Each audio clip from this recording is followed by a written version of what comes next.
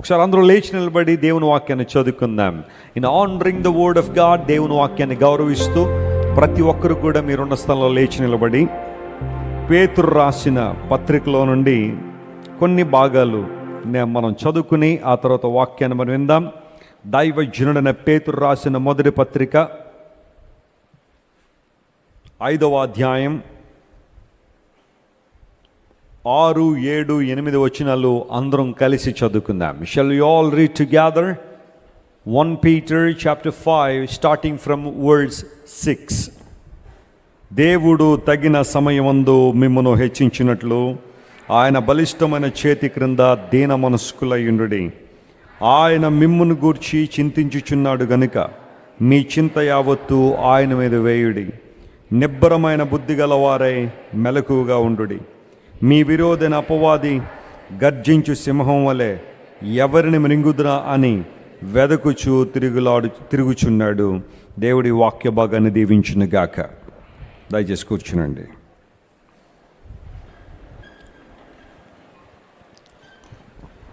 పేతురు గారు యేసుక్రీస్తు ప్రభు యొక్క శిష్యులలో చాలా ప్రధానమైనవాడు, ప్రాముఖ్యమైనవాడు. One of the chief apostles of Jesus is Apostle Peter. అపోస్తలుడైన పేతురు యేసుక్రీస్తు ప్రభు వారు ఏర్పాటు చేసుకున్న 12 మంది శిష్యుల్లో చాలా ప్రాముఖ్యమైనవాడు. క్రీస్తు ప్రభుకి దగ్గరగా బ్రతికినవాడు. అంటే ఒక మాటలో చెప్పాలంటే ఏదన్నా కాన్వర్జేషన్ ఓపెన్ చేయాలి అంటే పేతురు ద్వారానే సాధ్యమయ్యేది. యేసుక్రీస్తు ప్రభు వారితో అంత దగ్గరగా ఉన్నాడు. అయితే ఒక సందర్భం వచ్చేసరికి ఇదే పేతురు యేసు ప్రభు తనకు తెలియదని 3 సార్లు అబద్ధం ఆడాడు. Peter denied Jesus for 3 times.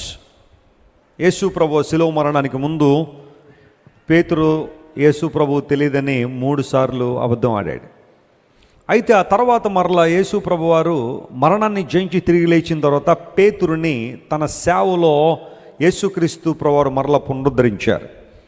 గలిలయ సముద్ర తీరంలో చేపలు పడుతున్న పేతురుని ప్రభువారు పిలిచి, పేతురు, నీవు నన్ను ప్రేమించుచున్నావా అనే ప్రశ్న అడిగి, నా గొర్రెలను మేపుము, వాటిని కాయుము అనే బాధ్యతను దేవుడు పేతురు మీద పెట్టాడు. ఆ తర్వాత పేతురు మేడగదిలో పరిశుద్ధాత్మ కొరకు కనిపెట్టడం, పెంతెకోస్తు అనే పండుగ రోజున పరిశుద్ధాత్మ దేవుడు సంఘం మీద దిగి వచ్చిన తర్వాత నూతన నిబంధన సంఘ ప్రారంభం జరిగింది.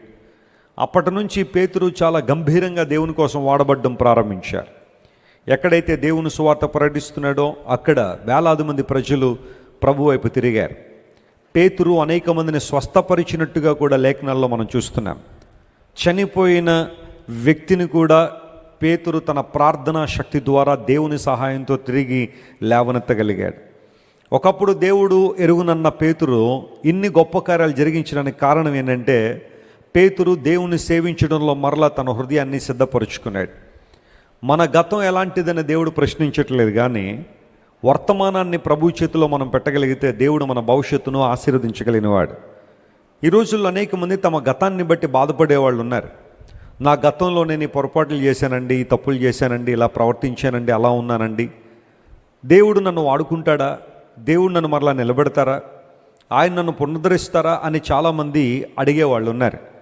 దేవుని సేవకునిగా నేను ప్రతిసారి చెప్పే విషయం ఏంటంటే, నీ గతం దేవునికి సంబంధం లేదు. God never looks at your past life, he always focuses on your future. దేవుడు ఎప్పుడు కూడా నీ భవిష్యత్తును అందముగా తీర్చిదిద్దాలనే ప్రయత్నం చేస్తున్నాడు. నీ గతం దేవునితో సంబంధం లేదు అంటే నువ్వు నీ పాప జీవితంలో కొనసాగాలి అని కానీ, ఇష్టానుసరమైన జీవితంలో బ్రతుకుతూ ఉంటే దేవుడు సమర్థిస్తాడని నేను చెప్పట్లేదు. అది కాదు అక్కడ ఉద్దేశం. నీ గత జీవితాన్ని గురించి బాధపడొద్దు అంటున్నాను.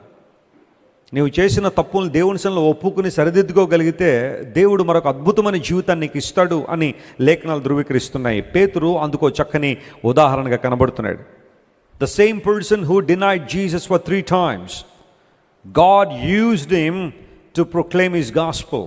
ఆయన సువార్తను ప్రకటించడానికి, ఆయన యొక్క సువార్త సత్యాలు ప్రజల్లో నాటడానికి దేవుడు పేతురుని చాలా బలంగా వాడుకున్నాడు.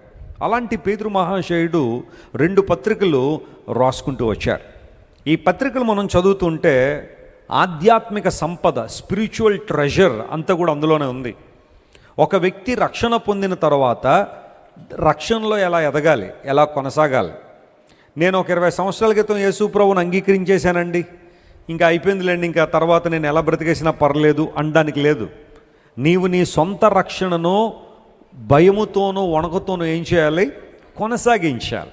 ఇలా కొనసాగించే ఈ ప్రక్రియలో నువ్వు చేయాల్సిన పనులేంటి, నువ్వు తీసుకోవాల్సిన నిర్ణయాలు ఏంటి, నువ్వు ఎలాంటి యాటిట్యూడ్ కలిగి ఉండాలి, ఎలాంటి పర్సెప్షన్ నీలో ఉండాలి అని ఆలోచన చేస్తే, మనం చదువుకున్న 3 వచనాల్లో 3 ఆధ్యాత్మిక పాఠాలు పేతురు భక్తుడు పొందుపరిచాడు పరిశుద్ధాత్మ ద్వారా. వాటిని ఈరోజు మనం ఒక్కొక్కటిగా ధ్యానం చేసి మన సందేశాన్ని ముగింపులో తీసుకొద్దాం.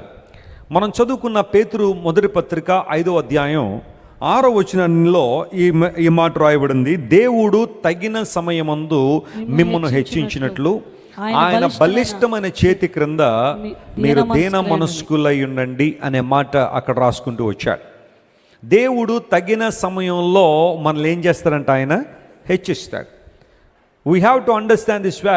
God has a time and he works on time. దేవుడు తన సమయంలో పనిచేస్తాడు.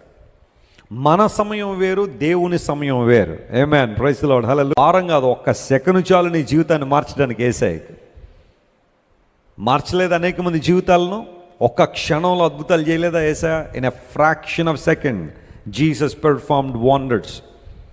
12 సంవత్సరాల రక్తస్రావ రోగం కలిగిన స్త్రీ ఎంతసేపు పట్టింది స్వస్థపరచబడ్డానికి? వెంటనే. యేసు ప్రభు వస్త్రపు చెంగు ముట్టుకున్న వెంటనే అనే మాట, ఇన్స్టాంట్లీ. 38 సంవత్సరాలు బెతెస్దా కోనేరు దగ్గర పడిపోయి ఉన్నాడు. ఎంతసేపు పట్టింది పైకి లేవడానికి? వెంటనే. దేవుడు చెప్పాడు నీ పరుపెత్తుకుని లే అనగానే లేచాడు, అలా గంతులు వేసుకుంటూ వెళ్ళిపోయాడు. God can do anything at any time. దేవుడు ఏ సమయంలో ఏదైనా నీ జీవితంలో జరిగించగలడు. కానీ జాగ్రత్తగా గమనించిన, కొన్నిసార్లు నీ విశ్వాసాన్ని దేవుడు పరీక్షిస్తాడు, నీ భక్తి జీవితాన్ని దేవుడు పరీక్షిస్తాడు. నువ్వు యేసు ప్రభువు దగ్గరకు వచ్చిన కారణం ఏంటి? తాత్కాలికమైన ప్రయోజనాలు పొందేసుకుని వెళ్ళిపోదామని వచ్చావా, లేదా శాశ్వతమైన ప్రయోజనాలు పొందాలని యేసయ్య దగ్గరికి వచ్చావా? ఒక వ్యక్తి యేసు ప్రభు దగ్గరికి ఎందుకు రావాలి? కోర్టు కేసు పోవాలనో, స్వస్థత కోసమో, విడుదల కోసమో, లేకపోతే కొంచెం పీస్ఫుల్గా ఉందని కాసేపు దేవుని మందిరంలో ఉంటేనో, ఏవో కారణాలు చెప్పుండొచ్చు. కానీ you must come to Jesus for the salvation of your soul. నీ ఆత్మ రక్షణ కోసం నువ్వు యేసు ప్రభు దగ్గరికి రావాలి. ఆయన ఈ లోకానికి వచ్చి సిలువలో మరణించింది అందుకోసమే. సిలువలో యేసు ప్రభు నీ స్థానాన్ని నా స్థానాన్ని కోరుకుని చనిపోయింది కేవలం మనకు స్వస్థతనో ఉద్యోగాన్నో ఇచ్చి వెళ్ళిపోవడానికి కాదు. అవి ఇవ్వడానికి ఆయన చనిపోవాల్సిన అవసరం లేదు. అసలు యేసు ప్రభు సిలువలో మరణించాల్సిన అవసరతే లేదు. ఆయన సిలువ మీద మరణించాడు అంటే ఎందుకు? ఆ ఘోరమైన బాధలు ఆయన ఎందుకు అనుభవించారు? చేతుల్లో కాళ్ళలో మేకులు కొట్టించుకుని ప్రక్కలో బళ్ళపోటు దిగబడిన సహించాడు ఆయన. తలలో ముళ్ళ కిరీటం పెట్టబడడం ద్వారా ధారధారలుగా రక్తం చిందించబడుతున్న యేసు ప్రభు సహించాడు. కారణం ఏంటో తెలుసా? ఆయన గాయాల్లోంచి సంఘం పుట్టాలని ఆయన ఆశించాడు. కాబట్టే గాయపరచబడిన దేహంలోంచే సంఘాన్ని కొనుక్కున్నాడు ఆయన. నిన్ను నన్ను కొనుక్కుంటు తన రక్తం పెట్టి. We are blood bought and we were purchased by the blood of Jesus to be his inheritance. ఆయన స్వాస్థ్యంగా మనందరం ఉండునట్లుగా యేసు ప్రభు వారు మనల్ని కొనుక్కున్నాడు. నీవు ఆయన స్వాస్థ్యం, నేను ఆయన స్వాస్థ్యం. ఎవరైనా నా దగ్గరికి వచ్చి వెస్లీ గారు మీరు ఎవరండి అంటే నేను యేసయ్య బిడ్డనండి అంటాను. ఆమేన్. నేను దేవుని స్వాస్థ్యం, ఆయన నన్ను కొనుక్కున్నాడు. ఆయన కోసం ఈ లోకంలో బ్రతుకుతున్నా, ఆయన ప్రతినిధిగా జీవించే కృపనిచ్చాడు ఆయన. ప్రపంచంలో చాలామందికి ఎందుకు బ్రతుకుతున్నారో తెలియదు. వారికి లక్ష్యం లేదు, గమ్యం లేదు, నిరీక్షణ లేదు జీవితం మీద. కానీ దేవుని బిడ్డలమైన మనకు ఒక నిరీక్షణ ఉంది. మనం ఎందుకు బ్రతుకుతున్నాం మనకు తెలుసు, ఎవరి కోసం బ్రతుకుతున్నాం మనకు తెలుసు, చనిపోయిన తర్వాత ఎక్కడికి వెళ్తామో కూడా మనకు తెలుసు, ఈ లోకంలో జీవించినంతకాలం ఎవరి కోసం బ్రతకాలో మనకు తెలుసు. ఎంతకన్నా ఆశీర్వాదం ఇంకోటి ఏమన్నా కావాలా? ఎంతకన్నా సంతోషం ఇంకేమన్నా కావాలా? పేతురు భక్తుడు అంటున్నాడు, దేవుడు తగిన సమయంలో మిమ్మల్ని హెచ్చించడానికి ఆయన ఇష్టపడుతున్నాడు. ఎప్పుడు కూడా కంగారు పడొద్దు, అధైర్యపడిపోవద్దు. మొన్న వచ్చానండి యేసుప్రభు దగ్గరికి, ఏం జరగలేదండి అని వెంటనే కంక్లూషన్కి రావద్దు. God tests your faith. దేవుడు నీ విశ్వాసాన్ని పరీక్షిస్తాడు. యోసేపు జీవితాన్ని పరిశీలన చేస్తే గుంటలో పడిన దగ్గర నుండి సింహాసనం ఎక్కేదాకా యోసేపు జీవిత పయనం 13 సంవత్సరాలు కొనసాగింది. 13 years. 17వ సంవత్సరంలో యవ్వన ప్రాయంలో గోతిలో వేయబడ్డాడు.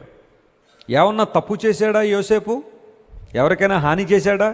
ఇన్ఫ్యాక్ట్ తన అన్నలకు భోజనం పట్టుకొచ్చాడు ఇద్దామని, మేలు చేయడానికి వచ్చాడు యోసేపు. కానీ యోసేపు అన్నలు అతని మీద పగబట్టారు. ఎందుకోసం తెలుసా? Joseph was a dreamer. అతనికి కలలు వచ్చాయట. ఆ కళలు ఎక్స్ప్లెయిన్ చేసినప్పుడు అసూయపడ్డారు. కొన్నిసార్లు నీ విజన్ ఎక్స్ప్లెయిన్ చేసినప్పుడు చాలామంది అసూయపడవచ్చు. కొంతమంది అర్థం కాదనుకోండి, నీ దర్శనం కొంతమందికి అర్థం కాకపోవచ్చు, నీ విజన్ కొంతమందికి అర్థం కాకపోవచ్చు. కొంతమంది అసూయపడే వాళ్ళు ఉంటారు. నువ్వు ఎలా ఆ స్థానానికి చేరుకుంటావో చూస్తాం, నువ్వు ఎలా ఆ స్థానంలో ఉంటావో చూస్తాం, నీ కుటుంబం ఎలా పైకి వస్తారో చూస్తాం, నువ్వు ఎలా బాగుపడతావో చూస్తాం, ఈ అప్పుల బాధలోంచి నువ్వు ఎలా బయటకు వస్తావో మేము చూస్తాం అని చాలామంది బహుశా నీ దర్శనాన్ని సరిగా అర్థం చేసుకోక నిన్ను ఇబ్బంది పెట్టేవాళ్ళు కొంతమంది ఉంటారేమో. యోసేపు అన్నలే యోసేపు తీసుకెళ్ళి గుంటలో పడేస్తే అనేకమైన పరిణామాల మధ్య యోసేపు జీవితం కొనసాగింది. గుంటలోంచి బయటికి తీశారు, వర్తకులకి అమ్మేశారు. అక్కడి నుంచి మరలా వచ్చాడు ఈజిప్ట్కి. ఒకరింట్లో పనికి పెట్టబడ్డాడు. ఆ పనిలో నమ్మకంగా ఉన్నాడు యోసేపును బట్టి దేవుడు తన యజమానుని ఆశీర్వదించడం ప్రారంభించారు. శోధనలు వచ్చాయి, శ్రమలు వచ్చాయి, కన్నీటి పరిస్థితులు వచ్చాయి, చెరసాల అనుభవాలు ఎదుర్కొన్నాడు. He had gone through every possible suffering in his life. తన జీవితంలో ఒక వ్యక్తి ఎదుర్కోవాల్సిన ప్రతి సమస్య, ప్రతి ఇబ్బందిని ఎదుర్కొన్నాడు యోసేపు. But when the time comes, సమయం వచ్చినప్పుడు దేవుడు యోసేపుని చెరసాల నుంచి బయటికి తీసుకొచ్చాడు. సింహాసనం మీద కూర్చోబెడితే ఫరో కూడా ఒప్పుకున్నాడు, ఈయన సెలవు లేనిదే. యోసేపు గారు చెప్పకుండా నేను కూడా నా కాలిని కానీ చేతిని కానీ ఏం చేయను, కదపను అన్నాడు ఆయన. ఐగుప్తు సామ్రాజ్యాన్ని దేవుడు యోసేపు చేతిలో పెట్టాడు.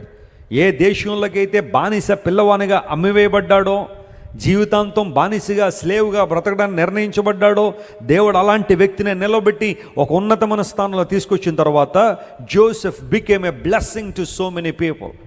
అతడు వచ్చిన ఆశీర్వాదకరమైన స్థానాన్ని తన సొంత ప్రయోజనాల కోసం యోసేపు వాడుకోలేదు, కానీ ప్రజల ప్రయోజనం కోసం.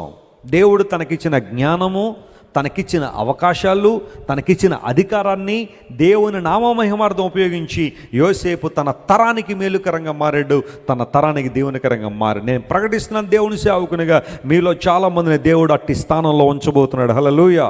మీరు అనేక మందికి మేలుకరంగా ఉండాలని దేవునికి ఆలోచన. అనేక మందికి దీవెనకరంగా ఉండాలి. మీ సాక్ష్యము, మీ జీవితము, మీ ప్రవర్తన, మీ మాదిరి, మీ ఉద్యోగం కావచ్చు, దేవుడు మీకు ఇచ్చే స్థాయి కావచ్చు, అది అనేక మందికి ఆశీర్వాదకరంగా ఉన్నట్లుగా దేవుడు మిమ్మల్ని నియమించాలని దేవుడు కోరుతున్నాడు. అమెరికాలో పాస్టర్ గారు ఉన్నారు. వాళ్ళ బిడ్డల కోసం చాలా ప్రార్థన చేసేవాడు ఆయన. ప్రభువా, మా బిడ్డలను అనేక మందికి దీవెనకరంగా మార్చు ప్రభువా, ఆశీర్వాదకరంగా చేయి ప్రభువా అని. ఆ సందర్భంలో ఆ పాస్టర్ గారి కుమారులు ఇద్దరు కూడా ఒక రోజున బైబిల్ చదువుతూ ఉంటే వారికి ఒక మాట కంటబడింది. ఆకాశ పక్షులను చూడండి అని యేసు ప్రభువు కొండ మీద ప్రసంగంలో చేసిన ఆ మాటను చదివారు. మనం కూడా చూస్తాం ఆకాశ పక్షులు. దేనికోసం? ఏ పక్షి ఎంత టేస్ట్ ఇస్తుందని, ఏ పక్షి ఏ రుచిలో ఉంటుందనే చూస్తాం మనమైతే. కానీ వాళ్ళిద్దరూ చూశారు, ఆకాశ పక్షులను చూడండి అంటే చూశారు. పక్షి గాల్లో ఎలా ఎగురగలుగుతుందని ఆలోచన చేశారు. 2 రెక్కలు, వెనకాల తోక, ముందొక ముందు తల, దాని ముక్కు, ఇవన్నీ చూసి ఎగ్జాక్ట్గా అలాంటి పరిస్థితుల్లోనే ఒక పరికరాన్ని తయారు చేశారు. గాల్లో ఎగిరే ఒక సాధనాన్ని తయారు చేశారు. 2 అన్నదమ్ములు కూడగట్టుకుని దానిలో కూర్చున్న తర్వాత గాలిలో ఎగిరేస్తే 11 సెకండ్లు మాత్రమే ఎగిరి కింద పడిపోయింది. Just 11 seconds.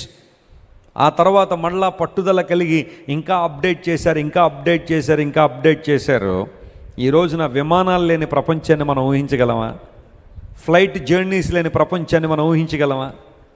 ఆకాశంలో పక్షులైనా తక్కువ ఎగురుతున్నాయేమో, కానీ విమానాలు మాత్రం విపరీతంగా ఎగురుతున్నాయి. బహుశా ఇప్పుడు ఈ మీటింగ్ జరుగుతున్నప్పుడు, ఈ ఆరాధనలో మన పైనుండి ఒక విమానం వెళ్తున్నా మనం ఆశ్చర్యపడక్కల్లా. ఎక్కడెక్కడి నుంచో విమానాలు తిరుగుతూనే ఉంటాయి ప్రతిసారి ఆకాశంలో. ఒక్కసారి టేక్ ఆఫ్ అయితే 15 గంటలు నాన్ స్టాప్గా 350 మంది వ్యక్తులను ఎక్కించుకుని విమానాలు ప్రయాణం చేయగలుగుతున్నాయంటే 2 దేవుని సేవకులు, ఆ బిడ్డలు, దేవుని సేవకుని యొక్క బిడ్డలు ప్రపంచాన్ని దేవునికరంగా మారారు. చాలామంది అంటున్నారు ఈ రోజుల్లో క్రైస్తవుల్ని వ్యాపారాలు చేయనివ్వకండి, అలా వ్యాపారాలు చేస్తే వాటిని అడ్డుకోండి, ఎవరు వాళ్ళకి సహకరించకండి, క్రైస్తవులు వ్యాపారాలు సహకరించకండి అని చెప్పి చాలామంది అంటూ ఉంటే నాకు అనిపిస్తూ ఉంటుంది, మరి ఆ క్రైస్తవుల వ్యాపారాలైనా లేకపోతే వారు కనిపెట్టిన వస్తువులు కూడా ఏమైనా వెనకిచ్చే ప్రయత్నం ఏమైనా చేస్తే బాగుంటుంది ఏమన్నా. అలా చేస్తే ముందు పట్టుకెళ్ళి విమానాలన్నీ పట్టుకెళ్ళి పక్కన పెట్టేయాల. ఒక్కడు కూడా విమానం ఎక్కడానికి లేదు. ఎందుకోసం దాన్ని కనిపెట్టింది ఎవరు? దేవుని బిడ్డలే. దేవుని బిడ్డలు కనిపెట్టినే చక్కగా వాడేసుకుని మళ్ళీ ఇప్పుడు వాళ్ళ మీద ఎదురు వాళ్ళు చాలామంది బయలుదేరారు. దేవుడు ఇచ్చిన జ్ఞానం ప్రియులారా, మీరు ఒకటి కాదు రెండు కాదు, అలాంటిది ఎన్నైనా కానీ నేను చెప్పగలను. కుక్క కాటుకు మందు వేయించుకుంటున్నారంటే ఎవరైనా ఆ రేబీస్ అనే ఆ వ్యాక్సిన్ని కనిపెట్టింది ఒక దైవజనుడు, దేవుని బిడ్డ. అలా ఒకటి కాదు రెండు కాదు, పోలియో కావచ్చు, మసూచి కావచ్చు, చికెన్ పాక్స్ కావచ్చు. పూర్వదినాల్లో చికెన్ పాక్స్ అనగానే ఎవరో వాలేశారు అనుకునేవారు చాలామంది. నో, అది కూడా ఒక వైరల్ ఇన్ఫెక్షన్ అని శాస్త్రవేత్తలు ప్రూవ్ చేశారు. దానికి కూడా ఒక వ్యాక్సిన్ తీసుకొచ్చారు, మందులు తీసుకొచ్చారు. మనుషులు మూఢనమ్మకాల్లో ఉంచేసాయి చాలా మతాలు, కానీ యేసయ్య మార్గం మాత్రమే మనుషులకు ప్రయోజనకరంగా నిలబెట్టాడు దేవుడు. దేవుని నామమున స్తోత్రం కలుగును గాక. You must become a blessing to the world. Joseph, a man taken out of a pit, standing in front of God to be a blessing to so many people. తగిన సమయంలో దేవుడిని హెచ్చించినట్లుగా దావీదు జీవితాన్ని పరిశీలన చేస్తే యెషయి గారికి 8 మంది బిడ్డలని బైబిల్లో ఒక చోట ఉంది. అయితే ఏదో కారణాన్ని బట్టి ఒకడు చనిపోయి ఉండొచ్చు, అందును బట్టి 8 మంది కాస్త 7 అయ్యారు. కానీ దావీదు కనిష్ఠుడే, చివరు ఉన్నవాడు. 8వ స్థానంలో ఉన్నాడు, 7వ స్థానంలోకి వచ్చి ఉండొచ్చు. చివరివాడు దావీదుని తీసుకెళ్ళి తండ్రి గొర్రెల్ని కాసే పనిలో పెట్టాడు. అయితే మిగతా వాళ్ళు ఏం చేస్తారంటే మిగతా అఫ్ఫైర్స్లో బిజీగా ఉన్నారు. వాళ్ళు 3 అన్నలేమో ఆర్మీలో ఉన్నారు, సైన్యంలో సౌలు దగ్గర. మిగతా 3 వేరే పనుల్లో బిజీగా ఉండుండొచ్చు. నేను అనుకుంటాను అకౌంట్స్ ఒకటికి అప్పచెప్పి ఉంటాడు వాళ్ళ నాన్నగారు. ఆ తర్వాత ఇంకా రకరకాలైన పనులు ఉంటాయి కదా, అవన్నీ పెట్టి చివరున్న దావీదుని ఎక్కడ పంపిద్దాం, గొర్రెల దగ్గర పెట్టి వీడు అంతకన్నా ఎక్కువ పని చేయడు అని చెప్పి దావీదుని తీసుకొచ్చి గొర్రెల కాపరిగా పెట్టేశారు. నా తల్లిదండ్రులు నన్ను విడిచినను యెహోవా నన్ను చేరదీయునన్నాడు దావీదు భక్తుడు ఒక సందర్భంలో. ఎందుకు విడిచిపెట్టేశారా దావీదుని తల్లిదండ్రులు? కొన్ని కారణాలు ఉన్నాయిలేండి. ఒక చరిత్ర అక్కడ జరిగి ఉంటుంది. తన సొంత తండ్రే దావీదును ద్వేషించాడట. అలాంటి సిచ్యువేషన్లో దావీదు, నా తల్లిదండ్రులు నన్ను విడిచిపెట్టిన, వారు నన్ను త్రోసివేసిన, ప్రభువా నీవు నన్ను త్రోసివేసే దేవుడు కాదు, నా పట్ల నీకున్న ప్రణాళికలు గొప్పవి. దేవుణ్ణి ఆరాధించడం మొదలుపెట్టాడు. ఒక హార్ప్ తీసుకుని హార్ప్తో దేవుని స్తుతించడం ప్రారంభించాడు, ప్రభువుని స్తుతించాడు, ఆరాధించాడు. ఒక రోజున అదే గొర్రెలు కాసుకునే దావీదును దేవుడు ఎక్కడికి తీసుకెళ్ళాడంటే ఆ ఇశ్రాయేలు రాజ్యాన్ని పరిపాలన చేసే స్థాయికి దేవుడు తీసుకెళ్ళాడు. ఆయన ప్రణాళికలు ఎంత గొప్పవి అసలు. నీ స్థాయిని చూసి ఒకవేళ ఈరోజు చాలామంది నిన్ను హేళన చేస్తున్నారేమో, నీ స్థితిని చూసి చాలామంది అపహాస్యం చేస్తున్నారేమో, ఇంకా మీ జీవితంలో ఎదుగు బొదుగు ఉండదు, జీవితకాలం అంతా ఇదే స్థితి అని భవిష్యత్తు చాలామంది నిన్ను అవమానపరుస్తున్నారేమో. ఎందుకంటే నువ్వు ఆల్రెడీ ఉన్న ఆ స్థితి వారికి తెలియదు. నీ రక్షణను బట్టి దేవుడు ఆల్రెడీ నీకు గొప్ప భాగ్యాన్ని ఇచ్చాడు. హల్లెలూయా. నీలో ఉన్న విశ్వాసాన్ని బట్టి దేవుడు ఆల్రెడీ నీకు భాగ్యాన్ని ఇచ్చాడు. అయితే కొంతమందిని భౌతికమైన పరిస్థితులను చూసి నేను హేళన చేసేవాళ్ళు ఉంటే, ఈరోజు నీ జీవితాన్ని ప్రభువుకు అప్పగించగలిగితే, దీన మనస్సు కలిగి ఆయన చేతి క్రిందన ఉండగలిగితే, ఆయన చేతి నీడలో నువ్వు ఒదిగిపోగలిగితే, తగిన సమయంలో దేవుడు నన్ను హెచ్చించి ఆశీర్వదించి అనేక మంది దేవునికరంగా ఆయన ఉంచబోతున్నాడు. అందుకుగాను మనం చేయాల్సిన పని అంటే ఆయన చేతి క్రింద ఎలా ఉండాలంట, మనం దీన మనస్కులై, బీ హంబుల్. దీనత్వాన్ని కలిగిన వారిని దేవుడు బహుగా దీవిస్తాడని లేఖనాలు సెలవిస్తున్నాయి. సాత్వికులు ధన్యులు, వారు భూలోకాన్ని ఏం చేసుకుంటారు, స్వతంత్రించుకుంటారు. అంటే మొత్తం భూమి అంతా కొనేసుకుంటారని అర్థం కాదు అక్కడ. దేవుడు వారికి ఇస్తున్న ఆధ్యాత్మిక ఆశీర్వాదం ఎంత గొప్పదో ఆలోచించాను. బ్లెస్డ్ ఆర్ ది మీక్, for they will inherit the world, they will inherit the earth. దీన మనసు, సాత్వికం కలిగి ఉండడం. చాలాసార్లు అపవాది మనలో అహంభావం తీసుకొస్తాడు, అహంకారాన్ని తీసుకొస్తాడు. నువ్వేంటి తగ్గేది అసలు, నువ్వు అస్సలు తగ్గడానికి వీల్లేదు. ఇప్పుడు సినిమా డైలాగులు కూడా అలాగే ఉన్నాయి మొత్తం అంతా. యువతకి చాలా ఇష్టం అలాంటి డైలాగులు అండి, అందుకని అయ్యే పెడతారు అక్కడ. నేను ఎవరి మాట విన్నో, నేను డిసైడ్ అయిపోయాను ఇంకెవరి మాట విన్నో. ఇవన్నీ ఎంత నచ్చుతాయో యవనస్తులకి. ఎందుకోసం వాళ్ళ జీవితమే అంత కదా. అమ్మా నువ్వు వింటమ్మా, వెనక తగ్గేది కుదరదు. నీ కులం ఏంటి, నీ మతం ఏంటి, నీ జాతి ఏంటి, నీ వర్గం ఏంటి, నీ జీతం ఏంటి, అబ్బో నువ్వు అంత గొప్పదాన్ని ఎంత గొప్పదానివి, నువ్వు అస్సలు వెనకకు తగ్గడానికి లేదు, రెచ్చిపో అంటాడు. అహంభావం, గర్వం చాలామందిలో, రకరకాల గర్వం. ఓ దైవజనుడు కొంతమందికి they have pride of their face అన్నాడు. అంటే వాళ్ళ ఫేస్ని బట్టి కొంతమందికి ఏముంటుందంట, గర్వం. దేవుడు కొంచెం ముక్కు తిన్నగా పెట్టి ఉండొచ్చు, కొంచెం అందంగా చేసి ఉండొచ్చు. కొంతమందికి వెంటనే ఆ అందాన్ని బట్టి వాళ్ళకి ఏముంటుంది, గర్వం ఉంటుంది. ఎంత అందం ఉన్నా తీసుకెళ్ళి ఒక రోజున మట్టిలో పెట్టేయడమేనా, లేకపోతే ఇంకెక్కడైనా పెడతారా? అందాన్ని బట్టి గర్వించేవాళ్ళు కొంతమంది ఉంటారు. టచ్ మీ నాట్ అన్నట్టుగా జీవించేవాళ్ళు కొంతమంది. Some people they have pride of their face and some people they have pride of their race అన్నాడు. ఫేస్ కొంతమంది అయితే రేస్ కొంతమందికి అంట. రేస్ అంటే అర్థం ఏంటి, వారి జాతిని బట్టి గర్వించేవాళ్ళు. మా కులం ఏంటనుకున్నారండి, మా మతం ఏంటనుకున్నారండి, జాతిని బట్టి, కులాన్ని బట్టి, మతాన్ని బట్టి గర్వించేవాళ్ళు కొంతమంది ఉంటారు. దాన్ని ప్రైడ్ ఆఫ్ రేస్ అంటారు. కొంతమంది ప్రైడ్ ఆఫ్ ప్లేస్, వారున్న స్థాయిని బట్టి గర్వించేవాళ్ళు చాలామంది ఉంటారు. ఉద్యోగాన్ని బట్టో, వాళ్ళకున్న వ్యాపార స్థాయిలను బట్టో, ఆర్థిక పరిపుష్టిని బట్టో బాగా గర్వించేవాళ్ళు చాలామంది ఉంటారు. Pride of face, pride of race, pride of place, and నాలుగోది ప్రైడ్ ఆఫ్ గ్రేస్. దేవుడు తమకిచ్చిన కృపను బట్టి కూడా గర్వించే వాళ్ళు కొంతమంది ఉంటారు. దేవుడిని కృపనిచ్చింది ఆయన చేతికిన దీన మనసుకుడుగా ఉంటామని, కానీ కృపనిచ్చింది రెచ్చిపోవడానికి కాదు, లేకపోతే ఇంకా మా అంతటోళ్ళు లేరని చెప్పుకోవడానికి కాదు. ప్రైడ్ ఆఫ్ గ్రేస్ అంటే అర్థం అంటే దేవుడు తమకిచ్చిన వరాలను బట్టి, కృపలను బట్టి గర్వించేవాళ్ళు కొంతమంది ఉంటారు. నాలా పాడేవాళ్ళు ఎవరైనా ఉన్నారా, నాలా ప్రసంగించేవాళ్ళు ఎవరైనా ఉన్నారా, నాలా అది చేసేవాళ్ళు ఎవరైనా ఉన్నారా, ఇలా ఉన్నారని కొన్నిసార్లు ఇబ్బంది పెడుతూ ఉంటారు. మన ఇండియా నుండి మొన్న ఒక ఆయన ఇజ్రాయెల్ వెళ్ళాడంట. ఒక ఆయన వెళ్తే ఇమిగ్రేషన్లో అడిగారు, మీరు ఏం చేస్తూ ఉంటారు, ఏంటి సంగతిని. యూజువల్గా ఇజ్రాయెల్ ఇమిగ్రేషన్లో కొన్ని ప్రశ్నలు అడుగుతారు ఖచ్చితంగా ఆ దేశానికి వెళ్ళే వాళ్ళందరూ. నేను అడిగాను ఒకసారి, ఎందుకంటే ఇన్ని ప్రశ్నలు అడుగుతున్నారంటే వాళ్ళు అన్నారు, బ్రదర్ వెస్లీ గారు, we treat everybody as a terrorist until and unless they are proven. మేము ప్రతి ఒక్కరిని టెర్రరిస్ట్గానే చూస్తాం, మా దేశానికి హానికరంగానే చూస్తాం. ఎప్పటి వరకు అంటే మేము వాళ్ళని ప్రశ్నలు వేసి వాళ్ళ మీద మా కాన్ఫిడెన్స్ వచ్చేంత వరకు కూడా, వీళ్ళు టెర్రరిస్ట్ కాదు అని మేము ప్రూవ్ చేసుకునేంత వరకు కూడా ఒక వ్యక్తిని మేము టెర్రరిస్ట్గానే భావిస్తాం. కాబట్టి it's our duty to ask questions. మేము అడుగుతాం ప్రశ్నలు. ఒక ఆయన వెళ్ళాడట, వెళ్ళగానే వాళ్ళు అడుగుతుంటే ప్రశ్నలన్నీ నీకు చిరాకేసి నేను ఎవరినో తెలిసి అన్నాడట. ఎవరని అడిగితే నేను ఇండియాలో నెంబర్ 1 సేవకుడు అన్నాడంట. ఆయన తీసుకెళ్ళి 2 గంటలు కూర్చోబెట్టేశారు లోపల. గౌరవప్రదంగా కాదు, ఆ నెంబర్ 1 సేవకుడు అన్నావు కదా, దానికి ప్రూఫ్ పట్టురమ్మన్నారు. ఏది పట్టురా ప్రూఫ్ అండి. ఈయనేమో ఏం చెప్పలేకపోతున్నాడు. చెప్పడం మాత్రం నెంబర్ 1. ఏంటి నెంబర్ 1 నువ్వు, దేనిలో నెంబర్ 1? లేఖనాలు సెలవిస్తున్నాయి, కొన్ని సందర్భాల్లో మనుషులు తమకున్న గ్రేస్ని బట్టి గర్వించేవాళ్ళు ఉంటారు. దేవుడు తమ స్థాయిని పెంచుతూ ఉంటే, దేవుడు ఒకవేళ తన కృపను బట్టి కొంతమంది బలంగా వాడుకుంటూ ఉంటే గర్వపడే వాళ్ళు చాలామంది ఉంటారు. కొంతమంది స్త్రీలు అంటారు, నా అంత ప్రార్థన పొర్రలి రాజమండ్రిలో ఎవరైనా ఉన్నారండి, నా అంత ప్రార్థన పొర్రలు ఆంధ్రప్రదేశ్లో ఎవరు లేరండి. చాలామంది తమను తాము తగ్గించుకుంటున్నాం అనుకుంటూనే హెచ్చించుకునే వాళ్ళు కూడా చాలామంది ఉంటారు.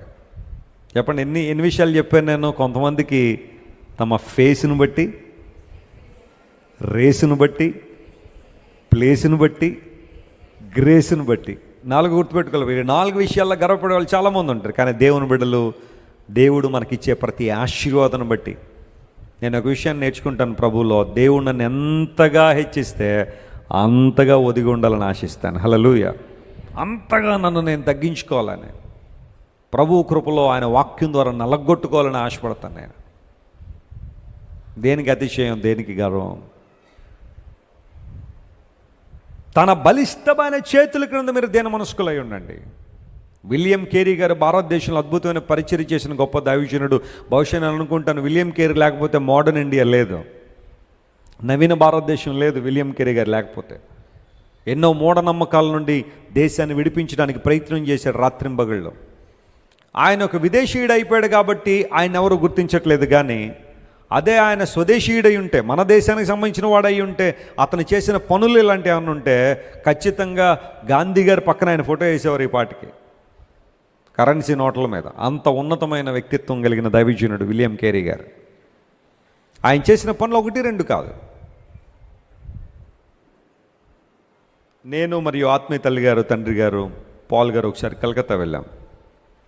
అక్కడ గంగా నది దాటి ఉవ్వెత్తున ప్రవహిస్తున్న గంగా నదిలో పడవ ప్రయాణం అనమాట. ఆ పడవ ప్రయాణం కొంచెం స్కేరీగా ఉంటుంది. ఆయన వెళ్ళాం ధైర్యం చేసుకుని. ఆ పడవలో ఆ గంగా నది దాటి సిరంపూర్ అనే ఒక విలేజ్ ఉంటుంది. సిరంపూర్ యూనివర్సిటీ, విలియం కేరీ గారు స్థాపించిన university, first certificate issued university అది మన భారతదేశంలో. సర్టిఫికెట్లు ప్రదానం చేసిన యూనివర్సిటీ సిరంపూర్ యూనివర్సిటీ. అది ఒక క్రైస్తవుడు, అంటే విలియం కేరీ గారు స్థాపించిన యూనివర్సిటీ. ఆ యూనివర్సిటీకి వెళ్ళాం. విలియం కేరీ గారి యొక్క మ్యూజియం ఉంది అక్కడ. ఆయన వాడిన కుర్చీలు, ఆయన వాడిన ఆ ప్రాంతం అంతా చూస్తున్నారు. ఇప్పటికీ కూడా అక్కడ కాలేజ్ నడుస్తూ ఉంది, సిరంపూర్ కాలేజ్.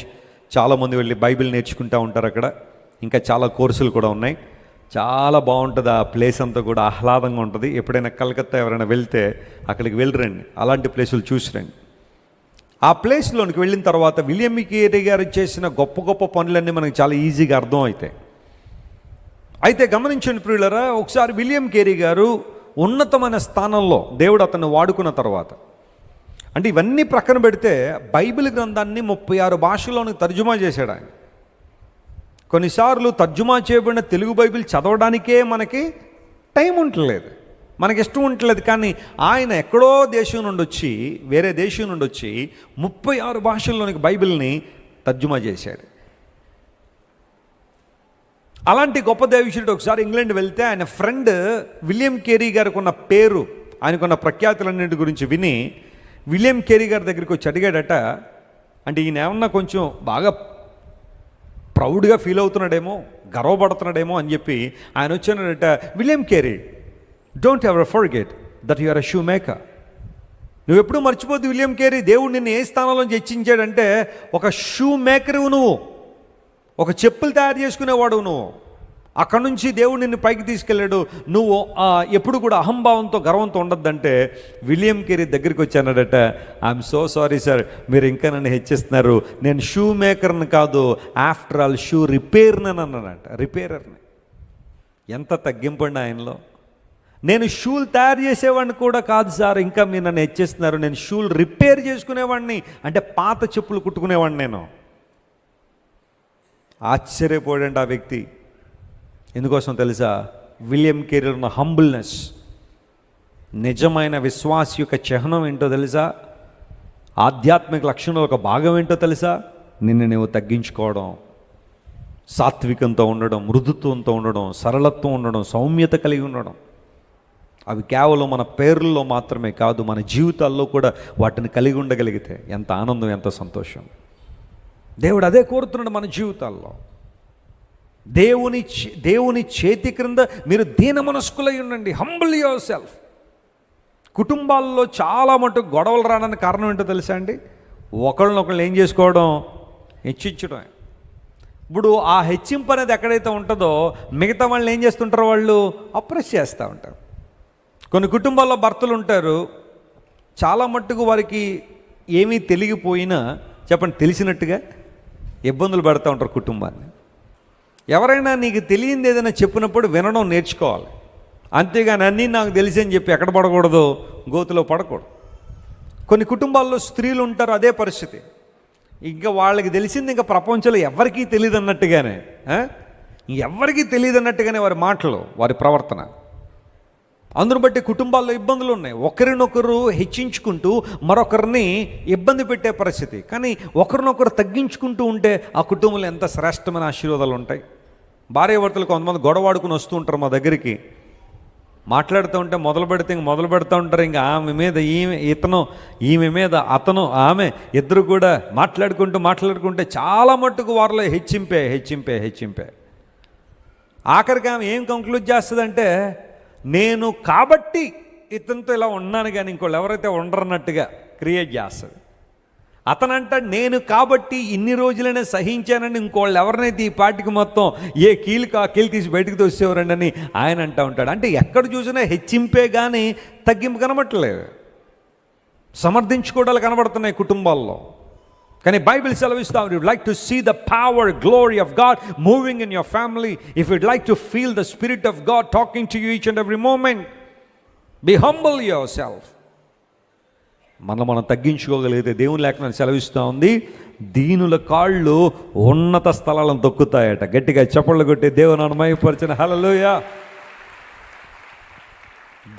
దీనత్వం కలిగిన వారి కాళ్ళట ఉన్నత స్థలాలను చేరుకుంటాయని బైబిల్లో రాయబడింది.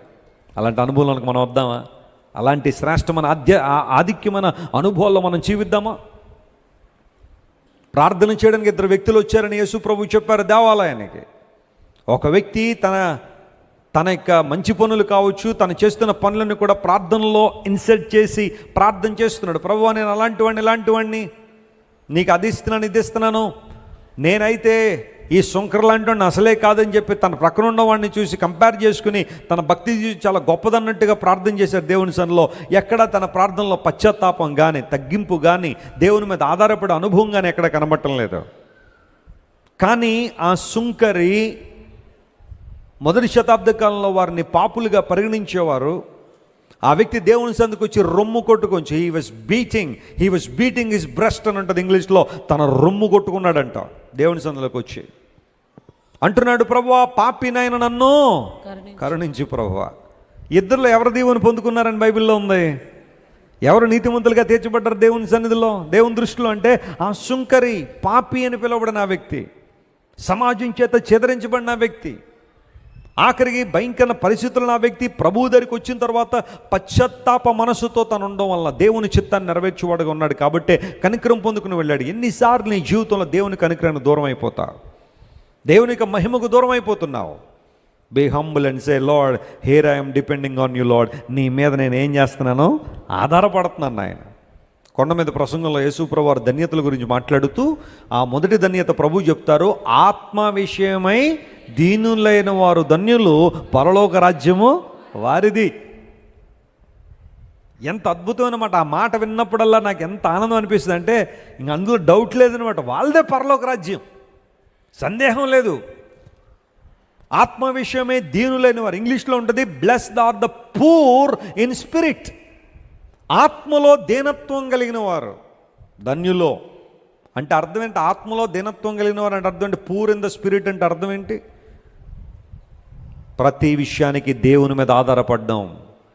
దేవా, నీవు తప్ప నాకెవరు లేరు ప్రభువా, నీవేనా ఆశ్రయము, నీవేనా దుర్గము, నీవేనా ఆధారం ప్రభువా, నీవేనా సమస్తము, నీవేనా ప్రాణం, నా జీవం, నా కేడము, నా శృంగము, నా శైలము, నీవు లేకపోతే నేను లేను అని ఎవరైతే వినమ్రతతో దేవుణ్ణి వేడుకుంటారో, ఆయన పాదాల దగ్గరికి వచ్చి అయా సమస్తము నువ్వే ప్రభు అని దేవుని మీద ఆనుకుంటారో, the Bible clearly says, for theirs is the kingdom of God.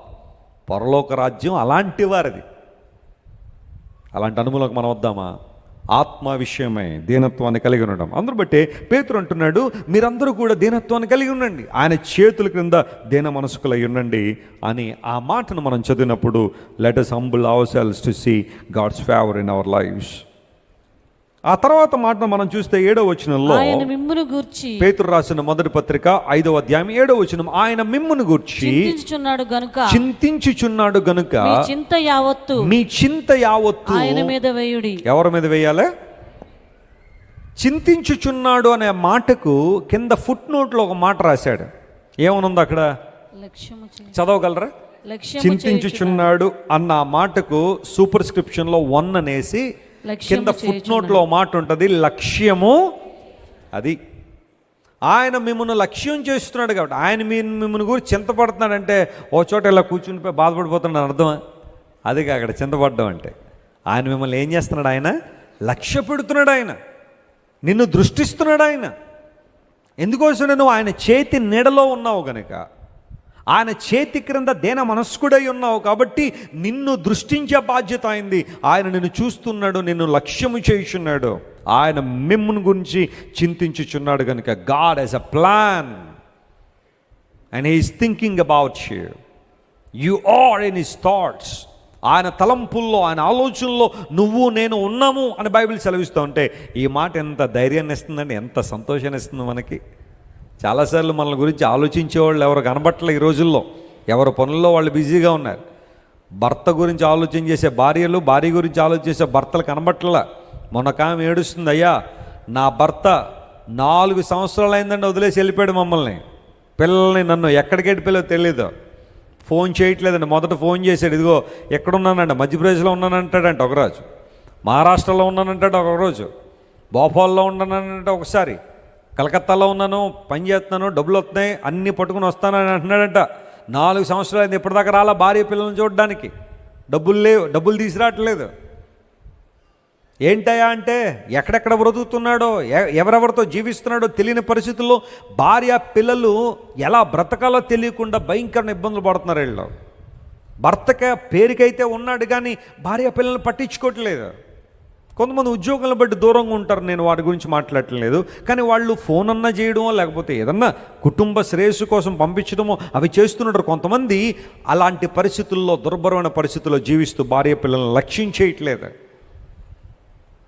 ఒకవేళ ఇళ్లల్లో ఉన్నవాళ్ళు కూడా కొంతమంది పురుషులు చూడ్డానికి రూపం అయితే కనబడుతుంది ఎదురుగా, కానీ అతని వల్ల ఏ ఉపయోగం లేదన్నట్టుగా ఉంటుంది ఇంట్లో.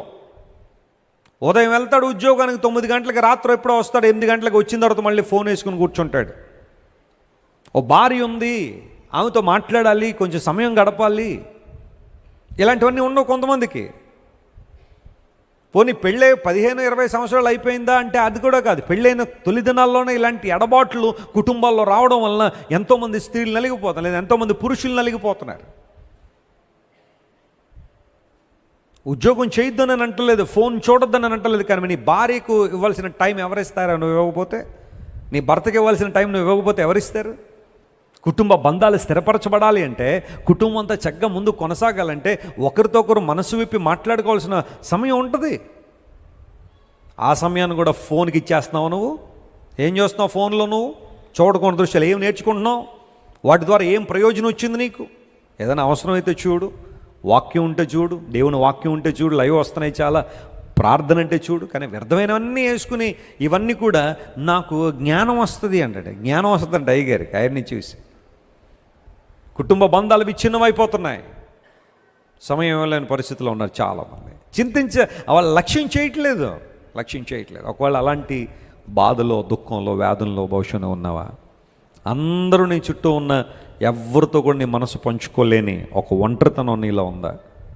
అందరూ నీ చుట్టూ ఉన్న ఎవరితో కూడా నీ మనసు తెరిచి మాట్లాడలేని దౌర్భాగ్య స్థితిలోనే ఉన్నావా? బైబిల్ సెలవిస్తూ ఉంది, నీ దేవుడు నీ గురించి ఆలోచించే అంతగా ఈ లోకంలో ఎవరు నీ గురించి ఆలోచించేయట్లేదు. నమ్మిన వారు స్తోత్రం చెప్దాం. Hallelujah. God thinks about you. He has a plan and concern for you. ఆయన వైపు నువ్వు చూసినప్పుడు, ఆయన చేతికి దేన మనస్కుడిగా నువ్వు బ్రతికినప్పుడు లేఖనం సెలవిస్తూ ఉంది, ఆయన మిమ్మును గురించి చింతించుచున్నాడు గనుక మీ చింత యావత్తు ఆయన మీద వేసేయండి.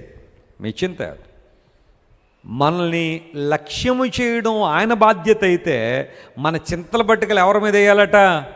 అది ఎవరి పని? అది మన పని. నువ్వు అది కూడా చేయనంటే మరి కష్టమే. కొంతమంది అది కూడా ఇంకా ఆయనే తీసేసుకోవచ్చు కదండి అంటారు చాలామంది. నో, యూ హ్యావ్ టు లే దెమ్ ఆన్ జీసస్. నువ్వు వెయ్యాలి ఆయన మీద, ఆ భారం ఆయన మీద వెయ్యాలి. ఆయన భారం మోయడానికి సిద్ధంగానే ఉన్నాడు. నీ చింతలు మోయడానికి సిద్ధంగా ఉన్నాడు ఆయన. నీ పక్షంగా పోరాడడానికి సిద్ధంగా ఉన్నాడు ఆయన. ఆయన ప్రేమ తల్లి ప్రేమ కన్నా, తండ్రి ప్రేమ కన్నా గొప్పది. ఓ తల్లి కుండునా ఈ ప్రేమ, కన్న తండ్రి కుండునా ఈ ప్రేమ. ఓ తల్లి కుండునా ఈ ప్రేమ, కన్న తల్లి కుండునా ఈ ప్రేమ. నీ ప్రేమ ఎంతో ఎంతో మధురం, యేసు నీ ప్రేమ ఎంతో ఎంతో మధురం. యేసయ్యా నీ ప్రేమ మధురం, యేసయ్యా నీ ప్రేమ అమరం. యేసయ్యా నీ యేసయ్యా నీ ప్రేమ అమరం. సౌత్ అమెరికాలో అర్జెంటీనా అనే దేశం ఉంది. బహుశా ఈ మధ్యకాలంలో అర్జెంటీనా దేశం చాలా పాపులర్ అయింది. ఫుట్బాల్ వాళ్ళు విజయం సాధించి అర్జెంటీనా దేశం, మెస్సీ అని ఒక అతను ఉంటాడు, బాగా ఆడుతూ ఉంటాడు ఫుట్బాల్. అర్జెంటీనా దేశంలో చాలా సంవత్సరాల క్రితం కొన్ని వరదలు వచ్చాయి. ఆ వరదలు ఎంత భయంకరమైందంటే వాటిని ఫ్లాష్ ఫ్లడ్ అంటారు. ఏ విధమైన హెచ్చరికలు ఉండవు, వస్తుందన్న ఎక్స్పెక్టేషన్ కూడా ఉండదు, సడన్గా ఫ్లడ్ వచ్చేస్తుంది. ఎక్కడో వర్షాలు కురిసి ఆ ప్రాంతాలకు వరద వచ్చేస్తుంది. దాన్ని ఫ్లాష్ ఫ్లడ్స్ అంటారు. అలాంటి ఫ్లడ్స్ ఒక ప్రాంతం మీదకి వచ్చేసరికి చాలామంది కొట్టుకుపోయారు, చాలామంది తమ ప్రాణాలు కోల్పోయారు. అయితే ఆ సందర్భంలో ఒక తల్లి తన చంటి బిడ్డ, ఇంకా పాలు విడవని చంటి బిడ్డ అనమాట, ఆ చంటి బిడ్డ తను ఆ వరదల్లో చిక్కుపోయారు. ఎటుపోవాలో తెలియని పరిస్థితి, మొత్తం ఇళ్ళన్నీ కూడా దాదాపు మునిగిపోతున్న ఆ పరిస్థితిలో ఆ తల్లి ఆ బిడ్డను ఎలాగైనా బ్రతికించుకోవాలన్న తపంతో అలా కొంచెం దూరం పరిగెత్తి ఆ వరదలో ఒక చెట్టు ఎక్కింది. ఆ చెట్టు కొమ్మ పట్టుకుందామే, కింద నుండి ప్రవాహం వెళ్ళిపోతుంది. యూ కెన్ ఇమాజిన్ ఒక తల్లి ఒక చెట్టు ఒక చేత్తో కొమ్మ పట్టుకుని క్రింద ప్రవాహం వెళ్తుంటే మరొక చేత్తో బిడ్డను పట్టుకుంది. ఎంతసేపు ఉండగలరు చెప్పండి? ఏదైనా పట్టుకుని ఎంతసేపు ఉండగలరు? చేతులు ఎత్తి ఆరాధన చేయండి అనగానే ఒక నిమిషానికి మొత్తం అన్నీ కూడా గ్రాఫ్ ఇలా పడిపోతూ ఉంటుంది. ఆఖరికి చేతులు కట్టేసి ఇంకా ఎవరేమనుకుంటే నాకు ఎదురులే అని నిలబడి ఉంటారు కొంతమంది. 2 నిమిషాలు ఆరాధన చేయడం నీకు కష్టమైపోతుంది చేతులు ఎత్తి. ఆ తల్లి ఆ బిడ్డను 96 గంటలు పట్టుకుందంట. అలా 96 hours. నీళ్లు లేవు, భోజనం లేదు, ఏమీ లేదు, కింద ప్రవాహం. ఆ రెస్క్యూ టీమ్స్ వచ్చి రక్షించేంత వరకు కూడా ఆ బిడ్డను కౌగిట్లు అలా పట్టుకుని ఒక చేత్తో కొమ్మ పట్టు 96 గంటలు. అని నేను ఆ సన్నివేశం చదివిన కళ్ళం నీళ్ళు వచ్చాయి. ఎంత డిటర్మినేషన్ లేకపోతే, ఆ బిడ్డను బ్రతికించాలన్న తపన తల్లిలో లేకపోతే అంత త్యాగం చేస్తుందండి. మరొక చోట ఎక్కడో చూసిన ఒక యాక్సిడెంట్ అయితే ఒక తల్లికి కాలు ఇరిగిపోయింది. స్పష్టంగా కాలు ఊగిసలాడుతుంది, కట్ అయిపోయింది లెగ్, బ్లడ్ ఫ్లో అయిపోతూ ఉంది. చంటి బిడ్డ చేతిలో ఉంటే ఆ బిడ్డకు తన రొమ్ము తెరిచి పాలిస్తుంది తల్లి. ఆ దృశ్యం చూసినప్పుడు కూడా ఆ బిడ్డ ఆకలి తీర్చడానికి ఆ తల్లి ఏమంటే ఒక బోన్ ఫ్రాక్చర్ అయితేనే తట్టుకోలేమే, ఆ కాలు మొత్తం అలా ఊగుతూ ఉంటే రోడ్డు మీద అలాగే ఉండి ఆ బిడ్డ ఏడుస్తుంటే ఆ బిడ్డ కడుపు నింపాలని ఈయన తీసుకెళ్ళిపోయేదో డబ్బా పాలేదో పట్టేయండి అని అనలేదు తల్లి. నా కుమారుడు కడుపు నింపాలని చెప్పి అంత బాధలో కూడా తన బిడ్డకు పాలిస్తుందంటే that's the love of a mother. ఒక తల్లి ప్రేమ అంత గొప్పది. ఒక తల్లి ప్రేమించాలనుకుంటే తన బిడ్డలను ఆ ప్రేమ కోసం ఎంత దూరం వెళ్తుంది అనడానికి ఇలాంటి నిదర్శనాలు. కొన్ని కుటుంబాల్లో తల్లులు కోల్పోయిన వాళ్ళు ఉంటారు, ఏడుస్తారు, మా అమ్మ బాగా ప్రేమించిందండి మమ్మల్ని. ఎంత ప్రేమోనండి, మా అమ్మ లేని లోటు ఎవరు తీర్చలేకపోతాను ఏడ్చే పిల్లలు నాకు తెలుసు చాలామంది. నీకున్న తల్లిదండ్రుల విలువ నీకు తెలుస్తుందా? తల్లి లేక తండ్రి లేక ఎంతమంది విలువలాడిపోతున్నారో తెలుసా? నీకు ఇచ్చిన తల్లిదండ్రులను బట్టి బాధ్యత ఉందా? వారిని ప్రేమించగలుగుతున్నావా? మా అమ్మ నాకేమి ఇవ్వలేదండి, మా నాన్న నాకేమి ఇవ్వలేదండి. నీకు జన్మనిచ్చారుగా, చాలు కదా. అది ఈ భూమి మీద నువ్వు బ్రతకడానికి అవకాశం కదా. ఏదో ఇవ్వాలా కొన్నిసార్లు ప్రేమించడానికి. ప్రేమకు స్వార్థం ఉండదు. స్తోత్రం చెప్పండి, హల్లెలూయా. నిస్వార్థమైన ప్రేమ. అలాంటి తల్లిదండ్రులైనా కొన్నిసార్లు విడిచిపెట్టేచ్చామోనట. కానీ దేవుడు మనల్ని విడిచిపెట్టువాడు కాదు.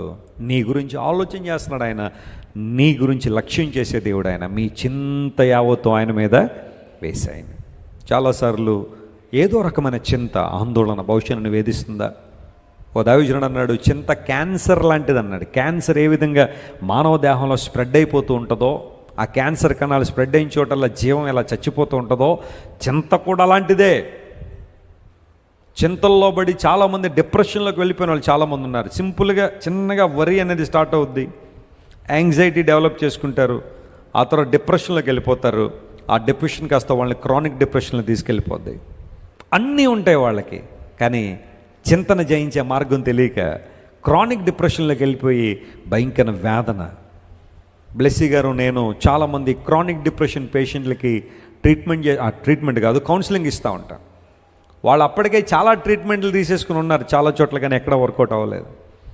దేవుని సేవకులుగా చెప్తున్నాం, దేవుడు మాకు ఇచ్చిన ఆనందం ఎంత గొప్పది అంటే, అలాంటి వాళ్ళని ఈ రోజున మరలా మామూలు మనుషులు చేయడం దేవుడు సహాయం చేశాడు. దేవుడు నా మనస్తోత్రం కలుగును గాక. త్రూ బిబ్లికల్ కౌన్సిలింగ్, దేవుని వాక్యం పట్టుకుని కౌన్సిలింగ్ చేస్తాను. ఎవరికైనా కౌన్సిలింగ్ చేయాలంటే దేవుని వాక్యం, I know the power in the God's word. దేవుని వాక్యాన్ని వాళ్ళ చేతుల్లోకి ఇచ్చి చదవమని చెప్తా. ఆ వాక్యాన్ని చదవాలి. బైబిల్లో చాలా రెఫరెన్స్లు నాకు తెలుసు, కానీ దేవుని వాక్యం చదివేటప్పుడు రెఫరెన్స్లు తెరిచి వారితో చదివిపిస్తా. There is power in the word of God. నిరాశలో ఉన్నావా? చింతపడుతున్నావా? వేసాయి నీ చింత ఆయన మీద వేసాయి. నీ పాప భారాన్ని మోసిన దేవుడు, నీ శాప భారాన్ని మోసిన దేవుడు, సిలువలో సర్వలోక మనుషులకు ప్రతి భారాన్ని మోసిన దేవుడు ఆయన. నీ చింతను మోయలేడా? నీ బాధను మోయలేడా? నీ కన్నిటిని మోయలేడా? Cast all your worries on Jesus because he is capable. ఆయన సామర్థ్యం కలిగిన వాడు నా చింతను మోయడానికి. కాబట్టి నీ చింత యావత్తు ఆయన మీద వేసేయండి, ఆయన మీద వేసేయండి. దేనికోసం చింతపడుతున్నావు? ఆయన నీ తోడున్నాడనే విషయం నీకు తెలుసా? ఒకసారి ఒక దేశంలో ఒక ఆయన దేవుని మందిరానికి వద్దాం అనుకున్నాడట. లోపలికి వస్తుంటే చాలామంది అని అడ్డుకున్నారు, నువ్వు లోపల రావడానికి వీల్లేదని. ఎందుకంటే ఇది తెల్లోళ్ళ సంఘం, నల్లోళ్ళు రాకూడదు అన్నారట. అంటే పూర్వదినాల అంటే వివక్ష కొనసాగేది కొన్ని దేశాల్లో. తెల్లవాళ్ళు, నల్లవాళ్ళు, black people and white people, ఆ వివక్ష కొనసాగుతుంటే తెల్లోళ్ళు ఉన్న మందిరంలోనికి ఒక నల్లాయన వస్తూ ఉంటే అడ్డుకున్నా, నువ్వు రావడానికి వీల్లేదని. ఏమంటే దేవుని మందిరంలో ఇలాంటి పరిస్థితులు ఏంటంటే, నేను వస్తానండి ప్రభువుని ఆరాధించుకోవడానికి కదా అంటే కుదరదన్నారట. వెంటనే ఆయన బాధపడి దూరంగా ఒక చోట కూర్చుని, ప్రభువా యేసయ్యా నన్ను రానివ్వట్లేదు నాయన, నన్ను రానివ్వట్లేదు ప్రభువా అని బాధపడితే ప్రభు అన్నాడంట, సహోదరుడా వాళ్ళు నన్నే రానివ్వట్లేదు, నువ్వెంత అన్నాడంట ఆయన. వాళ్ళు నన్నే రానివ్వట్లేదు లోపలికి, నిన్నేం రానిస్తారు, నువ్వే కంగారు పడకు, నేను నీతో ఉన్నానులే అన్నాడంట. చాలాసార్లు ఎవరైనా నేను తృణీకరిస్తున్నారా? రిజెక్షన్ గురయ్యావా? నువ్వు నాకు వద్దు అని ఎవరైనా అంటున్నారా? నువ్వు నా జీవితంలో విలువలేందో అని అంటున్నారా? నీ విలువ ఎంత గొప్పదో తెలుసా? యేసయ్య నీ కోసం తన ప్రాణం ఇచ్చేసాడు ఆయన. Hallelujah. He has given his life for you. వాళ్ళెవరో నువ్వు విలువలేని దాని అంటే నువ్వు విలువలేని దానివి అయిపోతావా? వాళ్ళెవరో నువ్వు విలువలేని వాడవంటే నువ్వు విలువలేని వాడు అయిపోతావా? యేసయ్య నీ కోసం నా ప్రాణం పెట్టి నేను విలువగలిగిన దానిగా ఎంచాను, విలువగలిగిన వాడిగా ఎంచుకాను, మీరు నా సొత్తు, నా స్వాస్థ్యం అని ప్రభు అన్నప్పుడు నువ్వెందుకు లోకస్తులు అంటున్న మాటలను బట్టి చింతపడుతున్నావు? వాళ్ళు ఎలా అంటున్నారని వీళ్ళంటే ఎందుకు బాధపడుతున్నావు? లోకస్తులు అంటారు, వారు అలా అంటమే కొంతమందికి ఇష్టం, వాళ్ళు అంటమే వాళ్ళకి అది జీవనాధారం. అలాంటి మాటలకు నువ్వు ఎందుకు కృంగిపోతున్నావు? ఎందుకు అధైర్యపడుతున్నావు? లే, ప్రభు నిన్ను నిలబెట్టాలని కోరుతున్నాడు ఆయన. నీ చింత యావత్తు, నీ కన్సర్న్స్ అన్నీ ప్రభు మీదవే. ప్రార్థనా విజ్ఞాపనముల చేత దేవునికి కృతజ్ఞతాపూర్వకంగానే విన్నపములు తెలియచేయి. ప్రభుని లేవనెత్తడానికి ఇష్టపడుతున్నాడు ఆయన. చివరి మాట 8వ వచనం మనం చదువుకుని ముగింపులోనికి వస్తున్నాం. చూడండి, పేతురు రాసిన మొదటి పత్రిక 5వ అధ్యాయం 8వ వచనం మనం చదివితే ఆ మాట ఇక్కడ రాయబడి, నిబ్బరమైన బుద్ధి గలవారు మెలకువగా ఉండండి. అపవాది ఎందుకు మెలకువగా ఉండాలంటే, అవర్ అడ్వర్సరీ, మన విరోధి అయిన అపవాది ఎవరిని మృంగుదునా అని వెదకుచు తిరుగులాడుచున్నాడు. సాతానుగాడి లక్షణం ఏంటంటే చెప్పండి? ఎవరిని మృంగుదునా అని వెదకుచు తిరుగులాడుచున్నాడు. నేను మొన్న జాంబియా వెళ్ళిన తర్వాత, అక్కడ మీటింగ్స్ అయిపోయిన తర్వాత లయన్ వాక్ అని ఒక ప్రాంతానికి వెళ్ళాను నేను. మా బ్లెస్సీ గారికి చెప్పలేదులేండి, వెళ్ళే ముందు చెప్పలేదు, వెళ్ళిన తర్వాత చెప్పాను, ఎందుకంటే ఆమె వెళ్ళనివ్వదు నన్ను అలాంటి ప్లేస్. లయన్ వాక్ అంటే అర్థం ఏంటంటే సింహాలతో నడవడం. అవి బోన్లో ఉన్నాయి సింహాలు కాదు, నిజంగా ఉన్న సింహాలే. 2 సింహాలు, వాటితో నడవాలి మనం. 2 తోకలు పట్టుకుని నడిచాను కాసేపు. ఎక్కడి నుంచి వచ్చిందో తెలియదు ధైర్యం. ఆ 2 తోకలు పట్టుకుని 2 సింహాలు. నేను అయిపోయిన తర్వాత అడిగాను, ఏమండి సింహాలు యూజువల్గా మన మీద దాడి చేస్తాయి కదా, వాటికి ఆ లక్షణం ఉంటుంది కదా, మరి ఎందుకండి మా మీద తిరగబడలేదని. మీరేం కంగారు పడకండి వెస్లీ గారు, వాటికి కడుపు నిండా ఏం పెట్టేశాం? ఆహారం పెట్టేశాం. కాబట్టి ఇప్పుడు ఆ ధ్యాస ఉండదు వాటికి. అందులో మీరేం కంగారు పడకండి. అప్పుడు కొంచెం ధైర్యం వచ్చింది నాకు. ఆ సింహాలతో నడిస్తే ఎలా ఉందంటే ఆ వాక్. అపవాది ఎవరిని మృంగుదునా అని ఏం చేస్తున్నాడట? నేను అంత ఫుల్లీ గ్రోన్ సింహాన్ని అంత దగ్గరగా, యూజువల్గా కేజీల్లో ఉన్న వాటిని చూశాను, చాలా చూశాను, దగ్గరగా వెళ్ళా. కానీ రియల్గా దాన్ని తోక పట్టుకుని నడవడం అంటే చిన్న విషయం కాదు. అలా వెనక్కి తిరిగి అలా పట్టుకుందంటే నా ఫేస్ అలా వెళ్ళిపోద్ది దాని నోట్లోకి. ఒకటే మీల్ అనమాట, ఇంక మళ్ళీ పెద్దగా అక్కర్లేదు. మృంగడం, ఆ సింహపు నోరు అలా తెరిచిందంటే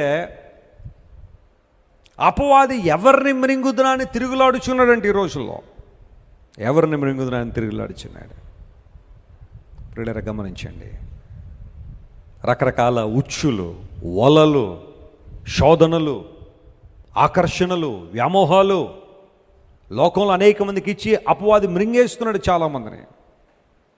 నాశనపు దిశగా చాలామంది వెళ్ళిపోతున్న కారణం వాడి ఉచ్చుల్లో పడిపోతున్నారు. అయితే బైబిల్ సెలవిస్తూ ఉంది, మీరు దేవుని బిడ్డలు, క్రీస్తు ప్రభువును వెంబడిస్తున్న వారు మీరు నిబ్బరము కలిగి మెలకువగా ఉండండి. అపవాది తిరుగుతున్న మాట వాస్తవమే. వాడు అనేక మందిని మృంగాలని వెదుకుజు తిరుగుతున్న మాట వాస్తవమే. అయితే అలాంటి పరిస్థితుల్లో మనం చేయాల్సిన పని ఏంటి అంటే, ఆ తర్వాత వచనంలో పేతురు మహాశయుడు అంటాడు, లోకమందున మీ సహోదరులు యందును ఈ విధమైన శ్రమలే నెరవేరుచున్నవని ఎరిగి విశ్వాసమందు స్థిరులై చెప్పండి, వానిని ఏం చేయాలా? ఎదిరించుడి. అపవాదిని ఏం చేయాలంటే మనం ఎదిరించాలా. Resist the devil, resist the enemy. లోకమందున్న మీ సహోదరులు కూడా అలాంటి శ్రమలే ఎదుర్కొంటున్నారని ఎరిగి విశ్వాసమందు స్థిరంగా నిలిచి అపవాదిని ఎదిరించండి. అంటే when you grow in faith, when you are rooted in faith, you are resisting the devil. నువ్వు విశ్వాసంలో స్థిరపడుతున్నావు అంటే అర్థం ఏంటంటే నువ్వు అపవాదిని జయిస్తున్నట్టు లెక్క. హల్లెలూయా. ఇప్పుడు విశ్వాసంలో బలహీన పడుతున్నావు అంటే అర్థం ఏంటన్నమాట? అపవాదిని జయించలేకపోతున్నావు, అపవాది యొక్క శోధనకు లొంగిపోతున్నావు అని అర్థం. విశ్వాసంలో స్థిరంగా ఉంటున్నావా? దేవుని నమ్మడంలో, ఆయన వెంబడించడంలో, విశ్వాస యాత్రలో స్థిరత్వం కనబడుతుందా లేదా తొణికిసలాడిపోతున్నావా? కొన్ని పాత్రలు తొణికిసలాడుతూ ఉంటాయి. కొంతమంది విశ్వాసం కూడా అలాగే ఉంది, స్థిరంగా లేదు. ఆదివారం బాగా బలంగా దృఢంగా విశ్వాసం ఉంటుంది, మళ్ళీ సోమవారం నుండి శనివారం దాకా ఎలా ఉంటుంది పరిస్థితి? కృంగుదల, నిరాశ, నిస్పృహ, ప్రతి చిన్నదానికి భయపడిపోవడం. ఆదివారం రాగానే ప్రసంగం నా పవర్ ఏంటో ఇంటికి వెళ్ళిన తర్వాత కొంచెం బలంగా దృఢంగా ఉంటారు, మళ్ళీ సోమవారం నుంచి మళ్ళీ డల్ అయిపోతూ ఉంటారు. పూర్వదినాల్లో నాటకాలు వేసేటప్పుడు ఒకళ్ళు ఆ నాటక సమయంలో ఆ స్టేజ్ మీదకి వచ్చి రాజు వేషం వేస్తాడు. రాజు వేషం, ఆ డైలాగులు, పౌరాణిక ఆ స్లాంగ్లో పద్యాలు పాడుతూ ఉంటే, అమ్మ రాజుగారండి ఎంత బాగున్నాడు అని అనుకుంటే చాలా. ఆ మరుసటి రోజు మొత్తం వేషం అంతా తీసేసి కిరీటం పక్కన పెట్టి రాజవస్త్రాలు పక్కన పెట్టేసి రిక్షా లాక్కుండా వెళ్ళిపోతుంటాడు ఆయన. ఏమంటే మీరు రాజుగారు కదండి, రాత్రి మీరు వేషం వేశారు కదండి, అబ్బా డైలాగులు ఇవన్నీ చాలా బాగున్నాయంటే అదంతా స్టేజ్ మీద ఉన్నంత వరకే. స్టేజ్ దిగిపోయిన తర్వాత మళ్ళీ మామూలే. కొంతమంది క్రైస్తవులు కూడా అలాగే ఉన్నారు. ఆదివారం చాలా పవర్ఫుల్గా విశ్వాసంలో బలంగా ఉండడం, ఆ తర్వాత మళ్ళీ మామూలు జీవితాలే. అవిశ్వాసంలో, అపనమ్మకంలో బ్రతకడమే. కానీ the lord is telling us we must be steadfast in our faith. మన విశ్వాసంలో మనం ఎప్పుడు బలంగా దృఢంగా ఉండాలని దేవుడు ఆశిస్తున్నాడు. ఉన్నావా నీ విశ్వాసంలో బలంగా దృఢంగా? విశ్వాసంలో బలహీనుడు అయిపోతున్నావా? నీ నమ్మిక తప్పిపోతుందా? దేవుని ఆశీర్వాదాలను పొందుకోవాలంటే, దేవుని పొందుకోవాలంటే విశ్వాసము. లేఖనాల్లో ఇద్దరు వ్యక్తులు గొప్ప విశ్వాసాన్ని కలిగి ఉన్నారని బైబిల్లో రాయబడింది. చెప్పండి, లేఖనాల్లో ఇద్దరు వ్యక్తులు ఏ విశ్వాసం కలిగి ఉన్నారు? గొప్ప విశ్వాసం. కనాను స్త్రీ మరియు శతాధిపతి, వాళ్ళిద్దరు గొప్ప విశ్వాసాన్ని కలిగి ఉన్నారు. శతాధిపతి తన దాసుడు భయంకర పరిస్థితుల్లో ఉన్నప్పుడు దేవుని సన్నిధిలో ఆ వ్యక్తి అడిగాడు, ప్రభువా నువ్వు నా ఇంటికి రావాలని. ప్రభు వస్తూ ఉంటే అన్నాడు, అయ్యా నీవు నా ఇంటికి రావడం నేను పాత్రుని కాను, నేను కూడా అధికారం అంటే ఏంటో నాకు తెలుసు. నా క్రింద 100 మంది పనివాళ్ళు ఉన్నారు, ఒకని రమ్మంటే వస్తాడు, పొమ్మంటే పోతారు. ఆఫ్టర్ ఆల్ ఒక మనిషినైనా నాకే ఇంత శక్తి, ఇంత బలం ఉంటే, నువ్వు సృష్టికర్తమైన దేవుడు, నీకు అసాధ్యమైంది ఏది లేదు నాయన, నువ్వు ఉన్న చోటను ఆజ్ఞాపించు ప్రభు అని ఎప్పుడైతే దేవుని సన్నిధిలో అడిగాడో, ప్రభు అన్నాడు, ఇంత గొప్ప విశ్వాసము నేను ఇశ్రాయేల్లో కూడా చూడలేదని. ఇంత గొప్ప విశ్వాసము నేను ఇశ్రాయేల్లో కూడా చూడలేదు. ఎంత చక్కని మాట అది. దేవుడు ఎంత ఉన్నతమైన కార్యం అతని జీవితంలో జరిగించారంటే ఆ ఒక్క మాటే అతని జీవితంలో అద్భుతం తీసుకొచ్చింది. గట్టిగా చప్పట్లు కొట్టి దేవుని మహిమపరచండి. That single word, that confession, that admission had brought an astonishing miracle in his life. అధికారానికి రోబులిన వాడు నాకే, నా క్రింద 100 మంది పనివాళ్ళు, రమ్మంటే వస్తాడు, పొమ్మంటే పోతాడు. ప్రభువా, నువ్వు సర్వాధికారివి, సర్వ సృష్టికర్తవు, సర్వకృపానిధివు. ప్రభువా, నీ మాటకు ఎంతో శక్తి ఉంది. ఎంతమంది నమ్ముతున్నారు యేసయ్య మాటలో శక్తి ఉందని? ఆమేన్. ఆయన రక్తంలో శక్తి ఉందని ఎంతమంది నమ్ముతున్నారు? ఆయన రక్తంలో విజయం ఉందని ఎంతమంది నమ్ముతున్నారు? ఆయన నామంలో స్వస్థత ఉందని ఎంతమంది నమ్ముతున్నారు? ఆయన నామంలో విడుదల ఉందని ఎంతమంది నమ్ముతున్నారు? Hallelujah. When you exercise your faith, నీ విశ్వాసాన్ని నువ్వు ఎక్సర్సైజ్ చేసిన, అభ్యాసం చేసినప్పుడు, విశ్వాసం ముందు స్థిరంగా ఉన్నప్పుడు నువ్వు సాతాన్ని ఏం చేస్తావు? ఎదిరిస్తావు. దేవుడు నీకు అలాంటి కృపనిస్తాడు. ఈ 3 విషయాలు జాగ్రత్త జ్ఞాపకం పెట్టుకోండి. ప్రభువు రెక్కల క్రింద ఆయన చేతి నీడలో మనం దీన మనస్సులుగా ఉండగలిగితే తగిన సమయం ముందు దేవుడు మనల్ని ఏం చేస్తాడు? హెచ్చించువాడు. నిన్ను హెచ్చించువాడు ఆయన.